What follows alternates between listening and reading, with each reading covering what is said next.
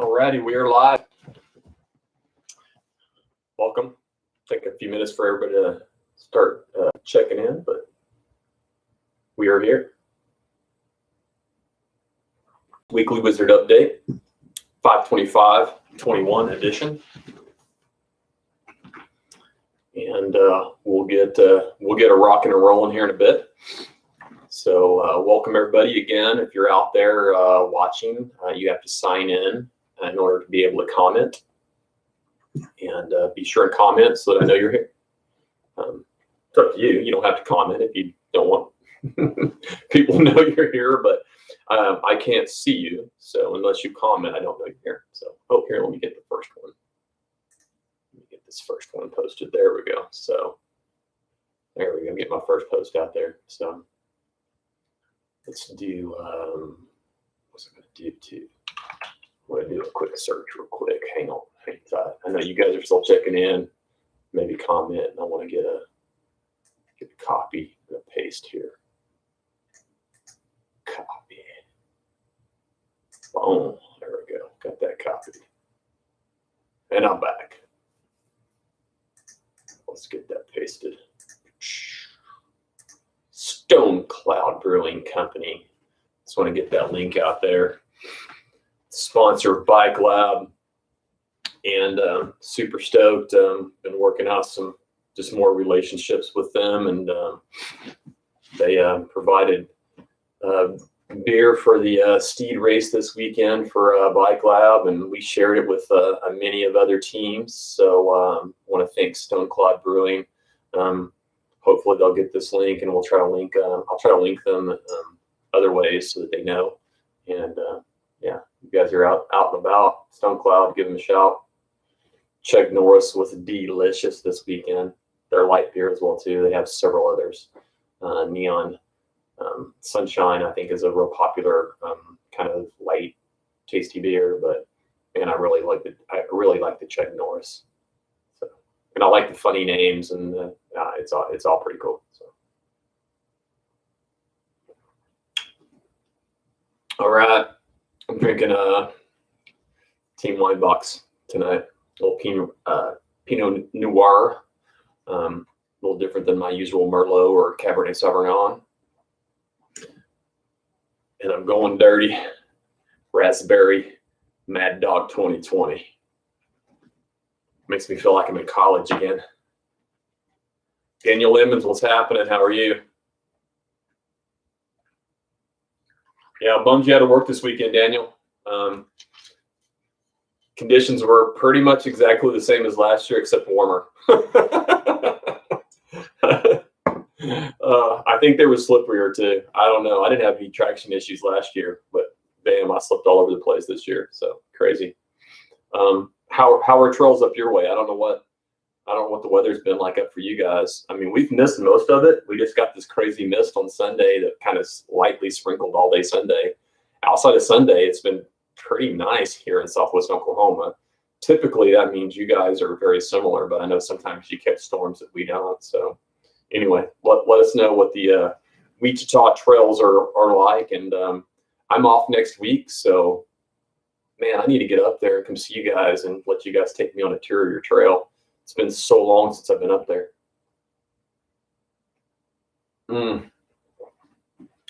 My favorite Homer Simpson mug that you guys have seen so often. It's not a mug. It's like a big honking shot glass. So I don't know. I like it. Fits me. And I like saying "dope" just because it's funny. And I still always picture, like, so you take the picture of Homer's big ass head and his mouth and his chin.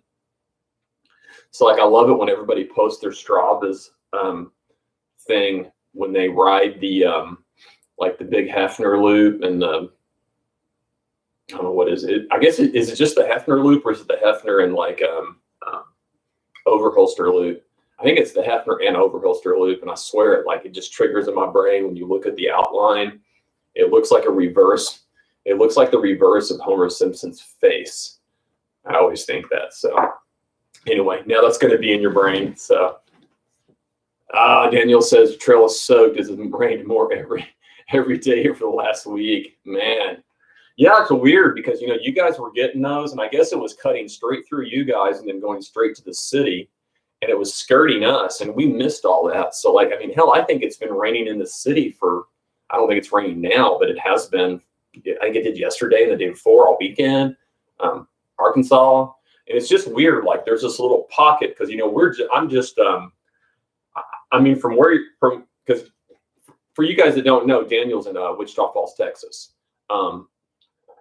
We're pretty much just basically north of you, hour and a half, hour 45, something like that. Not exactly straight, but close. And so it's weird because where we're at, we've been missing all this. We've been getting light rain for like the past 2 weeks, or a mist overnight, and then the grass is wet when I get up in the morning, and then by like 10 or 11, the sun comes out, and so. It's bizarre. Like, the trail for Steve this weekend was actually in great shape. Perfect. I mean, even after it rained, and it misted on us the whole entire race day on Sunday, the trail was actually in really good shape. It was just slippery. And I probably attribute a lot of the slipperiness to the fact that it's May versus last year we did it in February.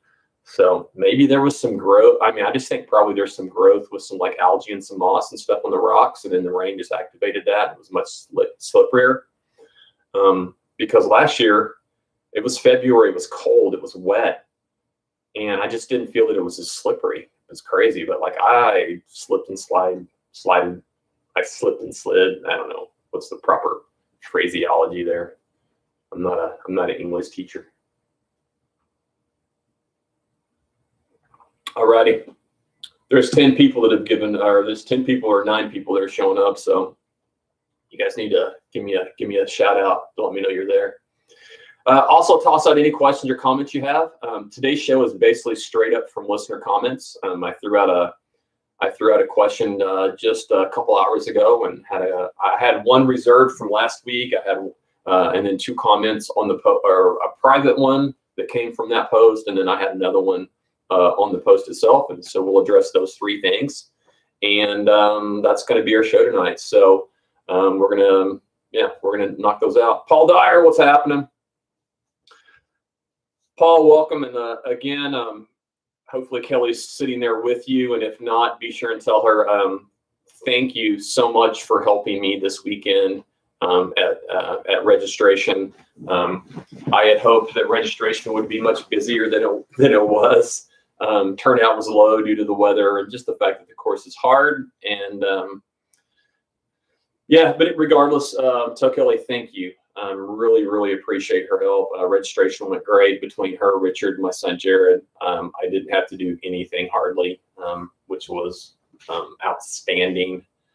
Just running around doing the things that I do. So again, thank you. And good race, by the way. All right, let's knock this out. So I've already talked about Steed a bit.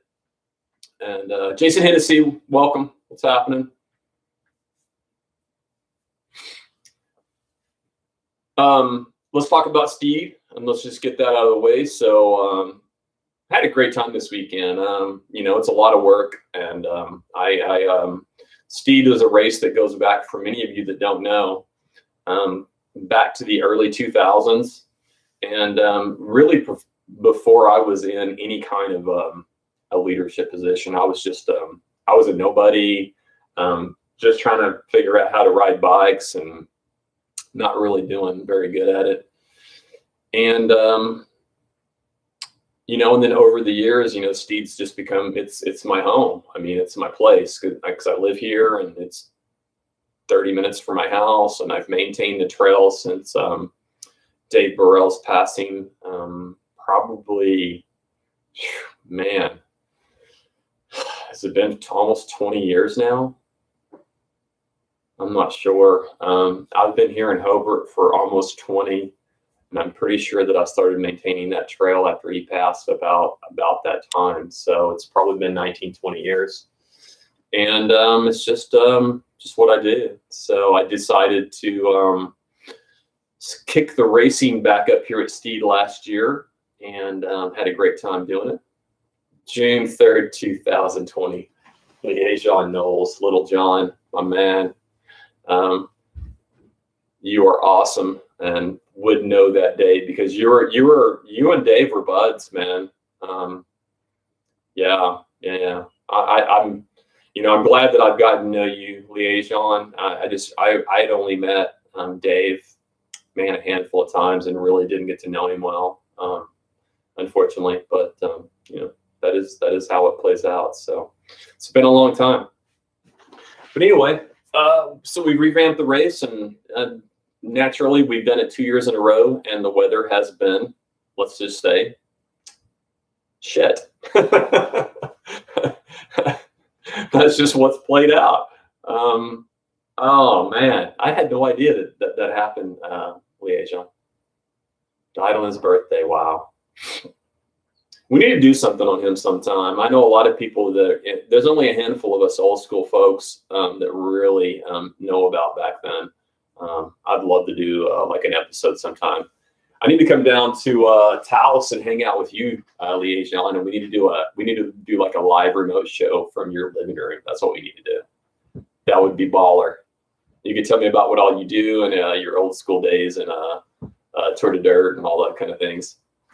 Did you see that? Someone swiped the Rubik's Cube. Just got swiped.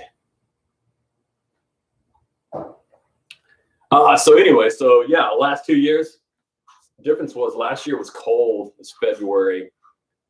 Misted, rained on us all day. Still had a great time. I had a really good race last year. This year was a little different. It was much warmer. That was nice. Still, it rained and misted all day long. We had, I don't know, I think we ended up having about 60 people. So numbers were quite low. Last year, the numbers were much higher. Pretty low numbers this year. Just, again, weather, timing. I think May's a bad time. People are looking to dodge out. And but that's all right. So we had a good day. I didn't lose money. I think I broke even. So all good. And people seem to have a good time. Kids Cup rolled on. And then we had oh, look at that. He's solved. Look at that. Boom. That was pretty fast. I'm impressed. I don't have that skill. So one of my kiddos knocked that bad boy out. Let's see what we got here. Okay, so for the record, these are my notes. Yeah. Non-existent. I'm totally winging it. I do that occasionally, so I'm going to hem-haw around. I'm going to mumble, and I'm going to I'm going to get lost. I'm going to lose my train of thought. So just part of the gig. All righty, let's move on. So Steve was good. We had a good time. Went pretty smoothly. I think the only faux pas was on me, and I didn't get enough awards for the Kids Cup. And in actuality, I probably did have enough awards for Kids Cup because we had so few people show that I ended up having extras. But I don't know. That was just a promoter error on my part. But yeah, it was a good day. It's a good day. It's fun. I mean, honestly, the weather was really not that bad. It's just that just wouldn't quit raining. I thought it was going to. It was just misting, sprinkling, and oh well. But part of the gig. Had a good time. Had a good race. Got second place. My buddy John Denton whooped my ass again. But part of the gig. Part of the gig. It's fun. I had a great time racing. Love the course. Banged my knee up, so I'll have some more marks and some more marks. So I got some chain ring punctures. Jason Hennessy chimes in and says, "Is the track normally the other direction during the regular year?" And Jason, actually, yes, you are correct. I don't ever mark the course with a certain direction because you can ride it anyway, but the the accepted way from before my time, back in Dave's time, back in the early 2000s, late 90s, the course actually does go the other direction. You are correct. We rode the course technically backwards. I just do that for our races because going the other direction, there are at least 4 climbs that I know of that are almost impossible to make by everybody. You may or may not make them. Maybe some like, crazy, amazing pro stud might be able to clean most everything except a couple. But even like the best of the best, there's a couple of things that can't be ridden. Going the direction that we did, which was backwards, everything is rideable by certain people. Now, that doesn't mean that it's rideable by those people every time. Like I've cleaned. I actually had probably 3. I did about 10 pre-rides of Steed this year.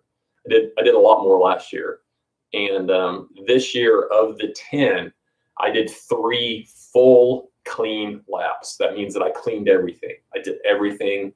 I didn't dab. I didn't mess up. I cleaned everything 3 times. So it's completely doable. Now, did I do that in the race this year? Absolutely not. It was slick. I was racing, so I was like way above threshold, and my heart rate was jacked. And then that's when you start, screwing things up. But that's part of the gig. So anyway, that's why I race it backwards, just because I know that it's more rideable backwards than it is forwards, because there's some other places that are just guaranteed the regular way that you're not going to be able to ride it. But you can ride it, however. Kevin Wagner says, "What's up, y'all? What's happening, Kevin?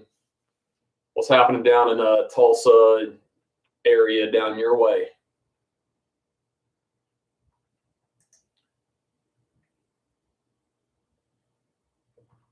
All righty, checking on some messages from some friends. All right, like those messages. Little John, hit me up after the show, man. I don't know if you know what I do for a living, but I'm an IT guy. I work for a school. However, I have a really sweet schedule, and that is that I have 2 months off. So like next month I'm off work, or not next month, but like after next week I'm off for 2 months. I would love to come down to Taos and hang out with you for like a few days and do a weekly Wizard update from your stomping ground, man. So hit me up. Let's make this happen. Let's find a date and let's do it. Kevin Wagner says, riding roads because the ticks are thick.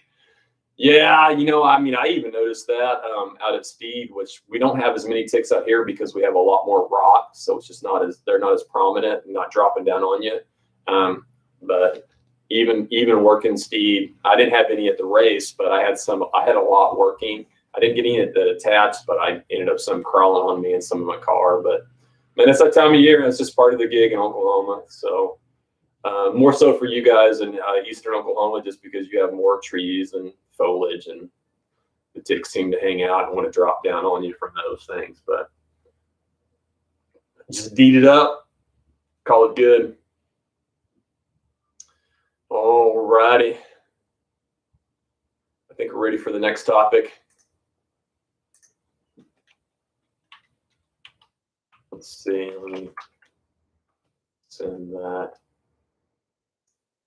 and then come back. So 19 minutes in, I think this is going to be a short one unless someone pops out a question and gets me rolling on. So this next one actually came up from Alyssa Lutz last week, and it happened towards the end of the show.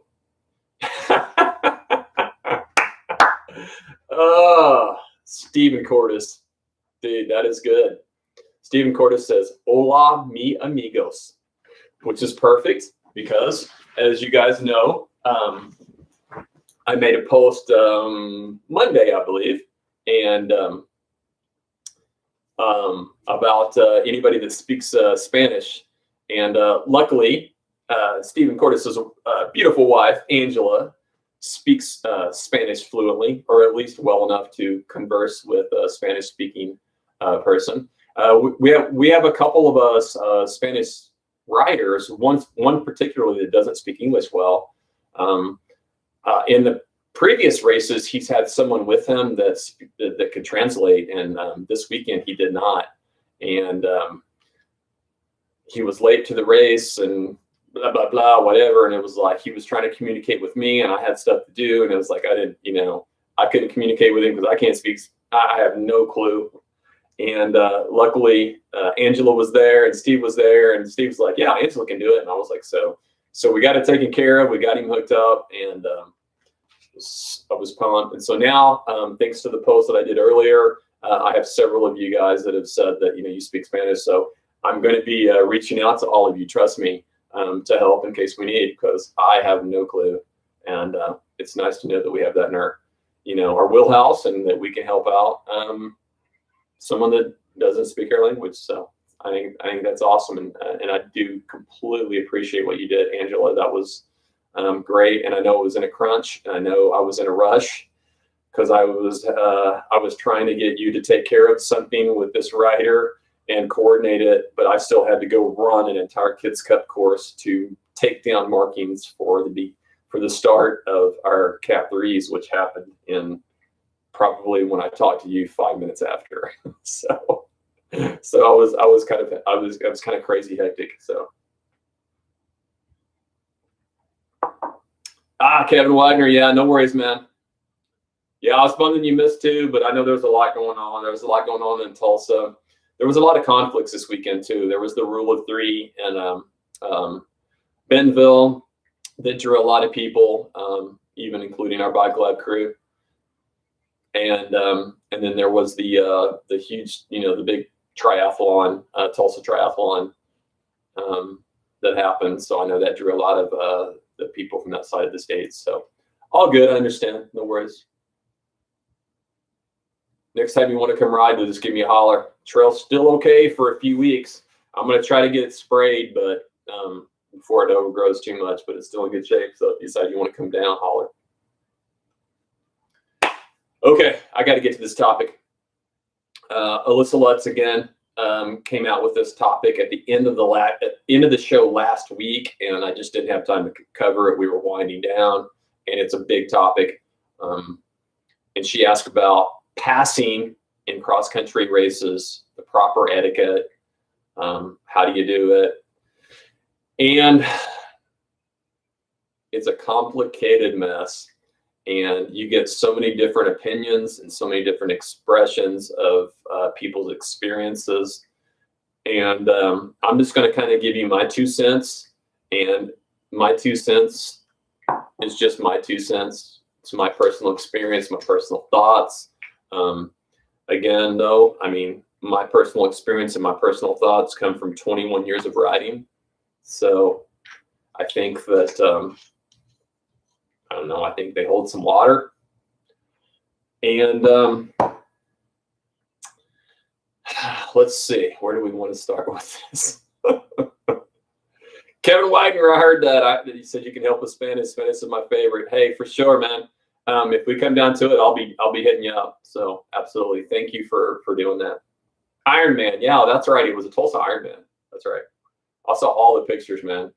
That is so far out of my wheelhouse. I've done some like small things, like some like sprint tries and some duathlons, and it's like to get your mind wrapped around an Ironman. That's literally next level. Just next level. Okay, so let's kind of start with the basics. So first of all, I want to say that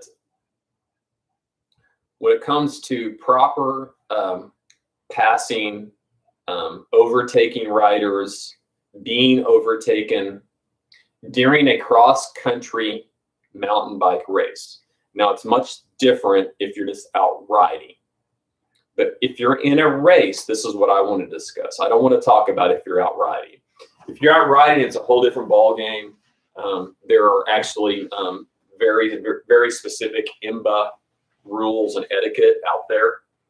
That's not what we're going to talk about tonight, because that's not what we're doing. We're racing, and there needs to be a racing etiquette.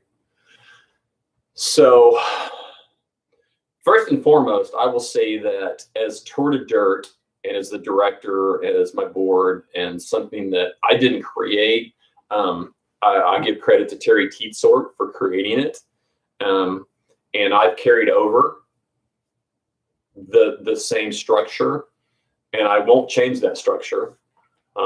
Someone may choose to later down the road, but I choose not to change it. And the structure is the way that we start our races, the way that we start our categories. And again, Terry created that, and I've held true to that, and that's because I believe in the reasoning behind it, and it's important. So before we even get to actually passing and moving, for me, it comes back to, in our case, and this is something that I see in some other series around the region, that they don't have a conformity within their series about how they start races, what age groups sequence within categories, what categories go first, second, third, and then within each category, how those age groups and open categories and all start. Okay. I feel that we have in Oklahoma, we have a very structured way to do it. I mean, again, I'm following the structure that Terry created because I believe in that structure. I've made some modifications to it, very minimally, and that is because the structure, first of all, we start all the Cat 3s first. Okay. Well, we do the Kids Cup first, and then we do the Cat. Sorry, I'm still going to make this mistake. It's the novices, the beginners, if you want to go back to the 90s or the 2000s, or the Cat 3s, but it's now novices. We start the novices first. Okay. They're the novice group. They're new. They're learning to ride. You don't need them on the course with Cat 1s and 2s. You don't need them with Cat 1s and 2s trying to blow by them and pass and them trying to figure out. No, that's just stupid. And I see tons of races that are like this, where there are Cat 1s and 2s on the same course as novices. And to me, unless there's an absolutely no reason that you can avoid that, there's no reason that should be done. You don't want to do that. Put the 3s on the course, let them learn with each other, let them learn with themselves within their categories, and let them learn how to do these things that we're fixing to talk about passing, overtaking, being overtaken, how that happens. Okay, the second thing is that we put all the 1s and 2s together. How many issues do you think we have in the Cat 1 and Cat 2 fields with passing? My guess, next to none. And that is because as Cat 1s and 2s, we have years of experience for the most part. And we know how to do it. We know the etiquette. We know the proper ways to do it. And we're not assholes. So it makes it pretty easy. And we're all friends. So it's not like we're going to, be doing things, Anyway, so that's the first part of it, is like from a structural standpoint, from a Tour de Dirt standpoint, from a series standpoint, from an administrative standpoint, we try to make sure that in Oklahoma, we do our races a very specific way so that we eliminate some of the issues by simply keeping the people together. The 1s and 2s go together, Cat 3s, novices, have their space together, and you don't mix the two, because those mixes cause a lot of the conflicts, right? So I just want you to know that from my end as the director, we try to do what we can to eliminate a lot of those issues. So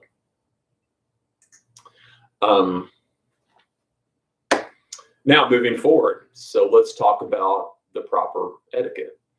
So I'm going to, I'm sure he didn't coin this, but in Oklahoma with the Dirt Crits, he has kind of coined this. And I'm going to give this to Mr. Alan White. He's not related to me, but he's an Irishman and Bike Lab, and He's cool as hell. But he coined the term, don't be a dick.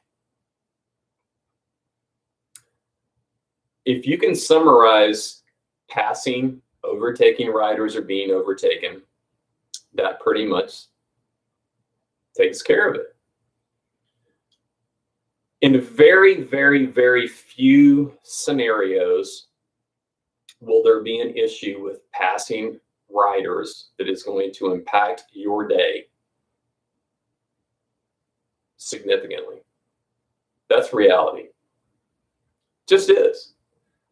Whether you overtake a rider, like if you come up on a slower rider and you need to overtake them and need to pass them, whether you do that immediately and force your way, if you're an asshole and you yell at them, they get out of the way and like they're pushed over and then you get by, or whether you're nice, say hello and say, hey, when you get a chance, I could use a pass. And you take your time, or maybe even if you realize that they really aren't sure, and you can say like, hey, right up here, there's a good place. If you'll just go right, I'll go left, and you don't have to stop, and I'll zoom right past. Just be open and talk, and that happens all the time. Should happen probably more.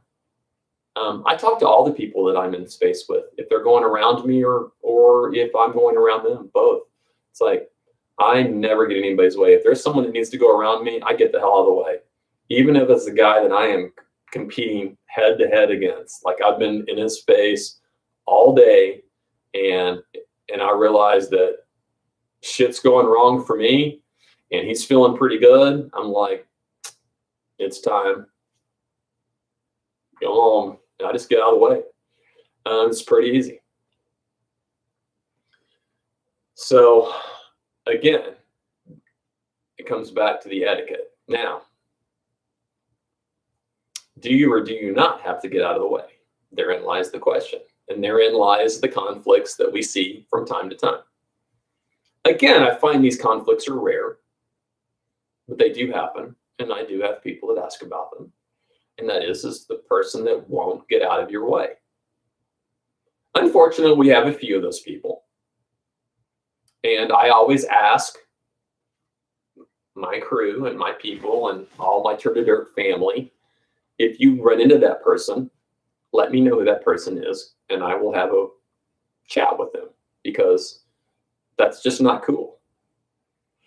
But I do understand that it happens. Now, let's get to the details.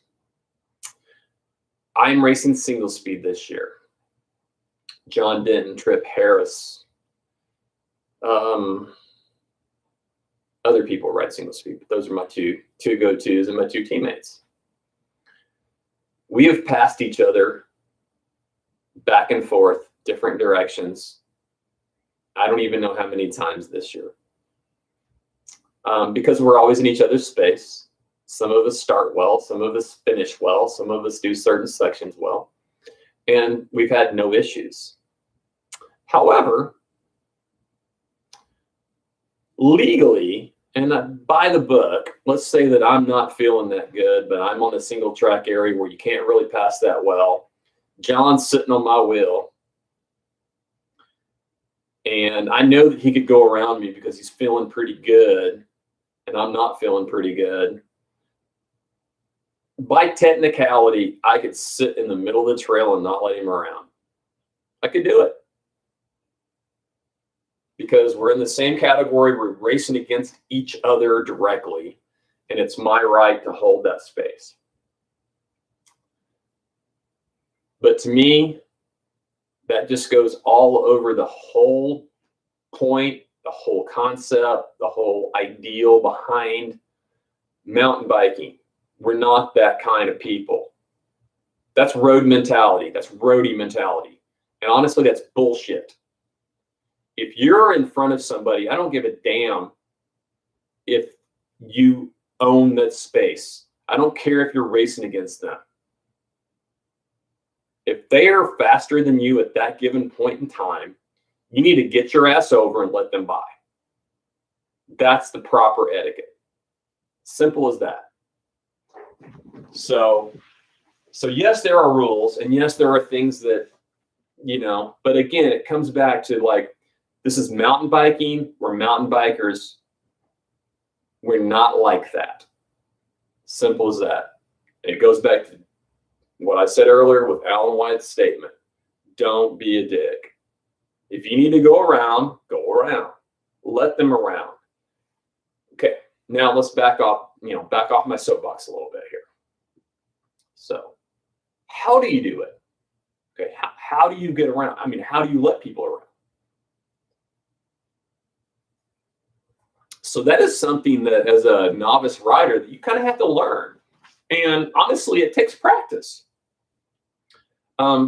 It's just not a skill that you know how to do. It's like, how do you let someone around? I mean, where do you do it? Do you go left? Do you go right? Do you let them go left or right? There's a lot of information. It's like there's a lot of things going on, and it's hard to do. And it actually is it's pretty simple. So, first of all, like, I'll give my experience. If I come up on a rider that I'm obviously going faster than, because I just bridged up to them, so I'm obviously going faster than them.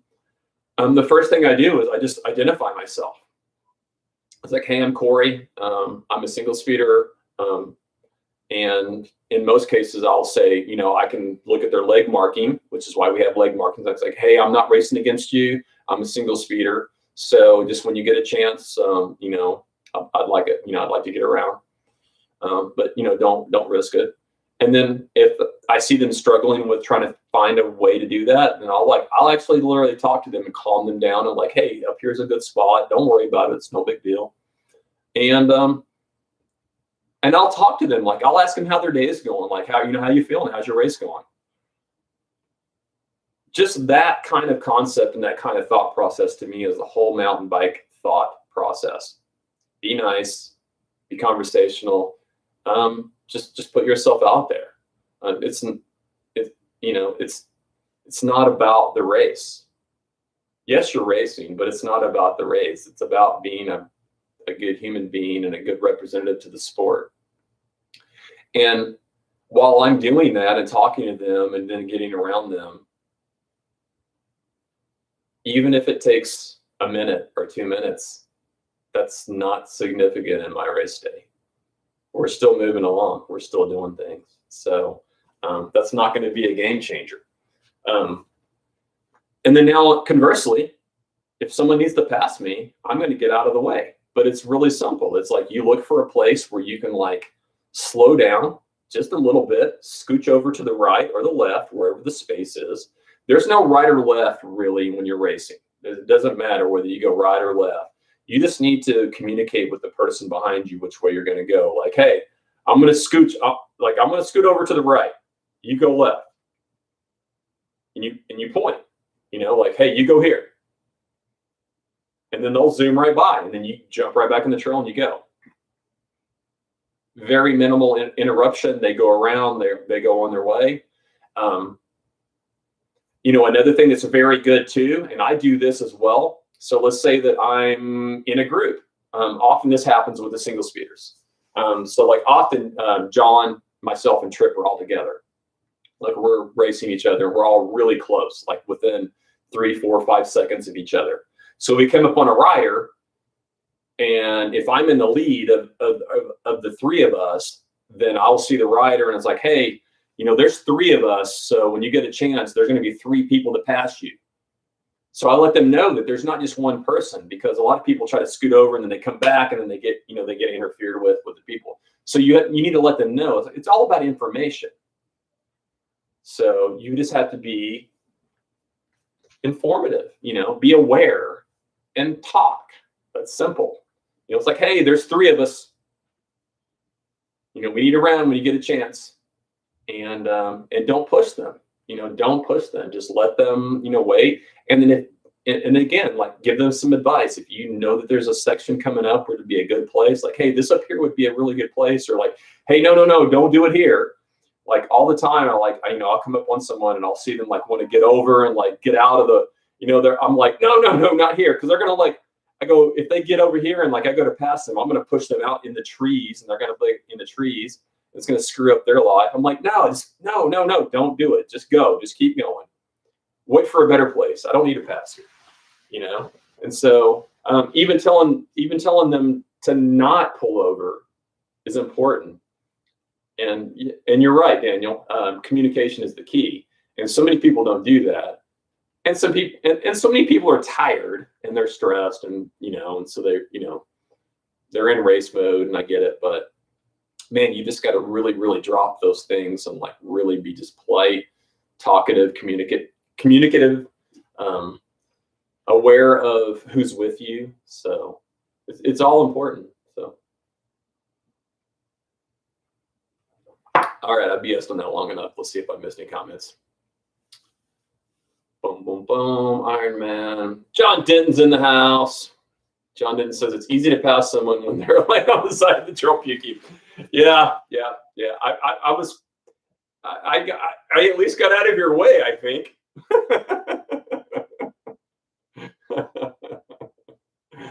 Oh, John, that was a good one. Yeah, that was so that's funny, John, because remember what we had been talking about and the advice that you and I had been given to all the other people, and we were talking about the whole point with Steed is that you really can't attack.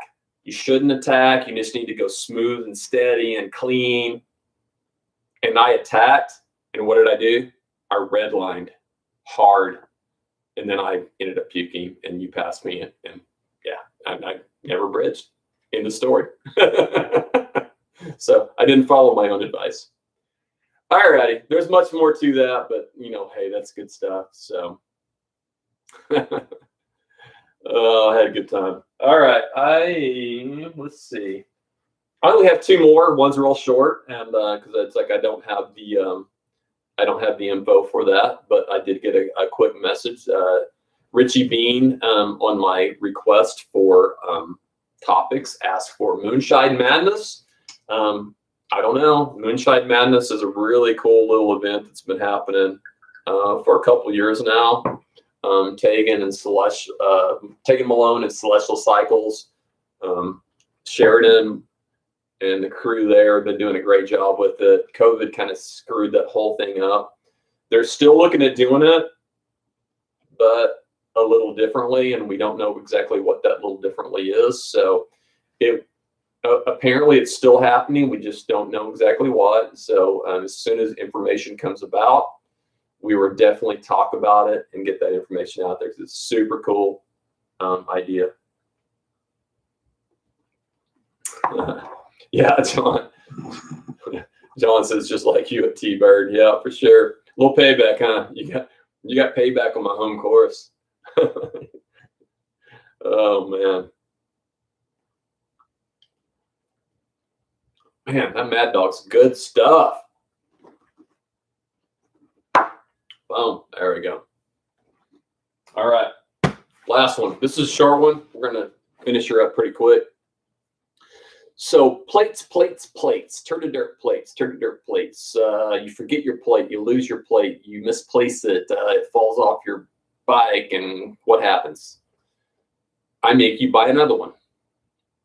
Well, then you go home and you realize that, oh, I have my old plate. It's still at home.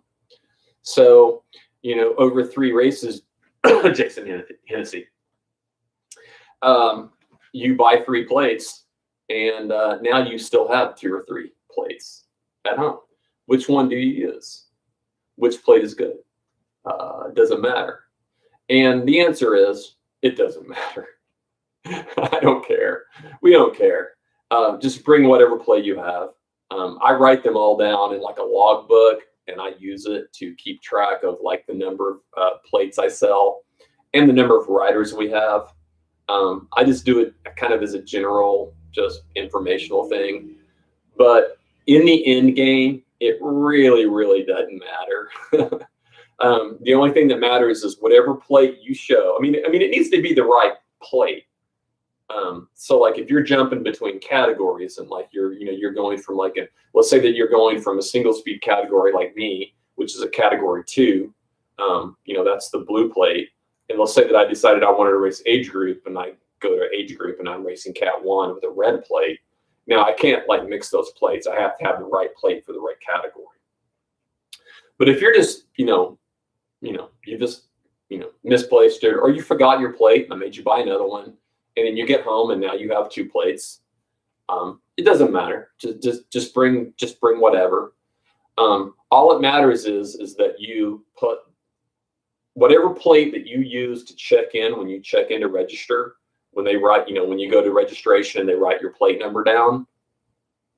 Just make sure that that's the plate that's on your bike. That's all that matters. So the reason that matters is because our officials use that plate to track you, to count your laps, to count your time, and all those things. So honestly, I mean, it doesn't really matter in the grand scheme of things which number you have if you have multiple plates for whatever reason.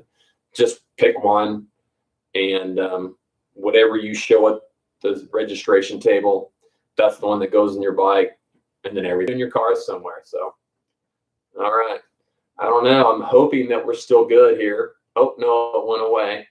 I just had a little message that said my camera was unstable. So, but I don't know. Appears to be going okay, and that message went away. So I think we're all good. All righty. I'm going to take a peek at comments. I think we're pretty thin tonight. If you have any other things that you would like to ask or comment about, you better do so in the next couple minutes. Questions or anything like that, and I'm going to get out otherwise. So let me double check my notes. I don't know. I think we're pretty good. Let me check my comments.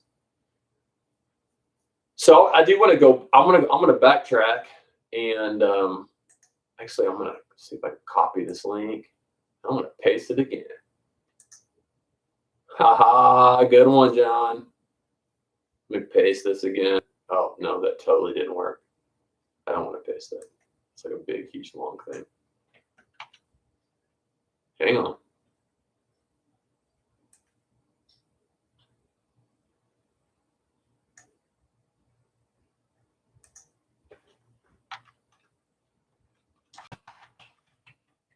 Oh, well, I can't get the link to work. Try this.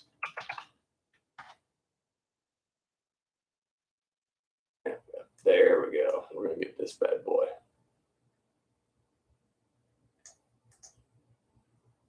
Copy.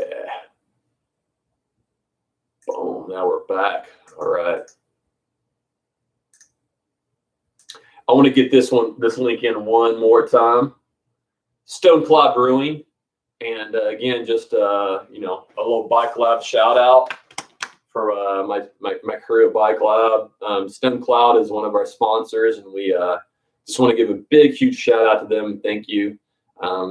They provide all kinds of tasty beverages to our team, and they provided a bunch this weekend for the race at Lake Tom Steed, Tour de Dirt. So thumbs up, thank you. And if you're ever in OKC and you're around the area, stop in at Stone Cloud and give them a taste test. So John says, how the standings coming along? Standings are really close. Actually, I got I'm almost all the way caught up. I've got all the races. I just need to add Steed, which I will do probably towards the end of this week. I may do it next week when I'm off, and then I'll have the team standings up as well too. I was a little behind on the team standings because I'm still struggling with getting a roster from one of the teams. But yeah, I did a lot of work last week and got all of those. I don't have them posted, but I have them all on my spreadsheet. So it's just a matter of me finalizing Steed, and I'll have all of the individual standings for sure up. It's just a matter of getting the team stuff done. But I'll have that. I'll have that done. I mean, for sure by next Tuesday or Wednesday. Yeah, by the next show next week, I'll have it done. So,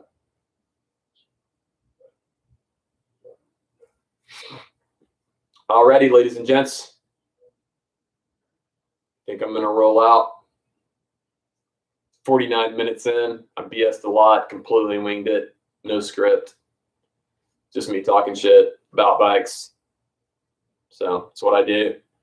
Love you guys. If you have other topics that you want in the future, be sure and message me and let me know. Be sure and spread the word on the YouTube page. Link the YouTube page on your Facebook feeds and say, come watch the Weekly Wizard update, and shoot the link out there. Need to get more people watching. So, all right, I'm out. Love you guys. See ya.